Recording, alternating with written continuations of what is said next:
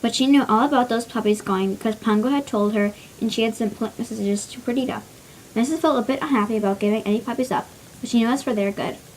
Before leaving, the splendid vet warned the dearlies that if Perdita could not feed the puppies, they must not be returned to Mrs., for her sense of smell would tell her that they had been with some other dog, and she might turn against them. This does happen with some dogs. It would never have happened with Mrs., but it will already have been seen that she and Pongo were rather unusual dogs, and so is Perdita, and so, if people only realized it, are many dogs. In fact, usual dogs are really more unusual than unusual dogs. Anyway, Perdita was able to feed the two puppies.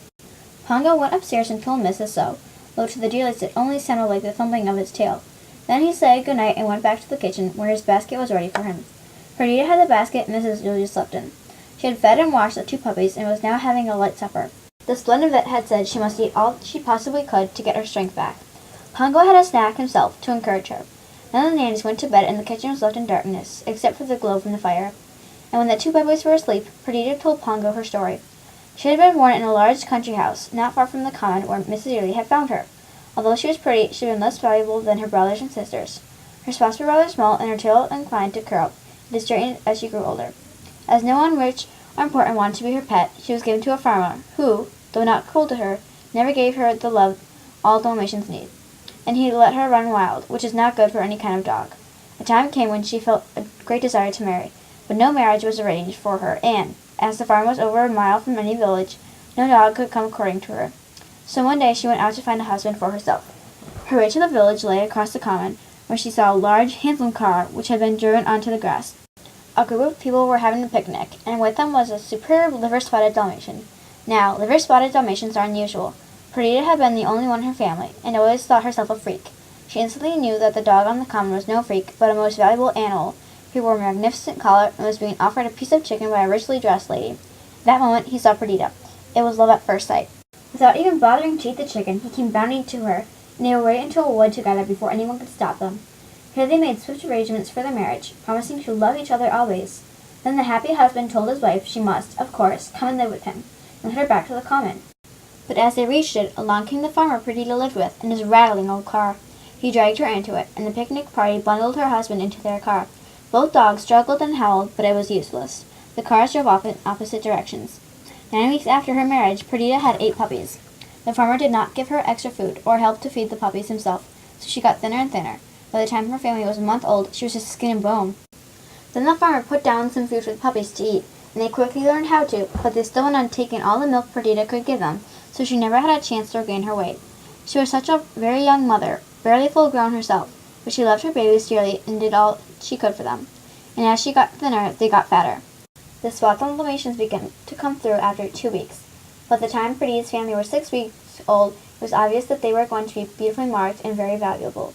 Perdita heard the farmer say so to a stranger who came to the farm one morning. She was still helping to feed them. They would eat all the farmer offered and then come to her for milk. Then she and they would all have a happy sleep in the old box she had been given for a bed. One afternoon she woke to find not one puppy in bed with her. She searched the farmhouse. She searched the farmyard. No puppies anywhere. She ran out to the road, fearing they might have been run over. On and on she went, pausing every few minutes to bark. No answering puppy bark came to her. Soon it began to rain. She thought of the puppies all getting wet, and barked more and more desperately. A car nearly ran her over, and she saved herself only by jumping into a muddy ditch, where the mud even got into her eyes and ears. By the time she reached the common where she had met her husband, she was shivering and weak on her legs. The thought of her lost husband added to her misery at the loss of her puppies. She had eaten nothing since the previous afternoon. The farmer gave her only 1 meal a day. At last, faint with hunger and utterly broken-spirited, she collapsed, and there, not long after, Mrs. Dearly found her. That was Perdita's whole story, except that she had never told Pongo that the farmer had named her Spotty, because she liked Perdita so much better. Pongo sympathized with all his heart and did his best to comfort her. He said he did not think the puppies were lost. It was more likely they had been sold, perhaps to the stranger who came to see them, and this might be the best thing that could have happened for them, for if they were valuable, they were sure to be well taken care of. There would never have been enough food at the farm for them when they got really big. Perdita knew all this was true, and the 2 tiny puppies in the basket with her were wonderful comforting. So were the kind things Pongo said about being grateful to her for feeding them. Soon she felt much happier and slid into a warm, well-fed sleep. Pongo lay awake for a long time, wishing Mrs. and all the puppies could be with him in the fire-lit kitchen. He strolled over and looked at the 2 puppies asleep with Perdita, felt proud and protective, and extremely sorry for Perdita. Really, she was a very pretty girl, if not a patch on his missus. Then he went back to his basket, had a last wash, and settled down. The fire sank lower. Soon the kitchen was lit only by a faint light from a street lamp on the outer circle. Pongo slept. Perdita slept. And the two puppies, who had come successfully through their first day in the world, slept as peacefully as if they had been with their own mother. Up in the cupboard, Mrs. had just served supper for 8 and was a trifle tired.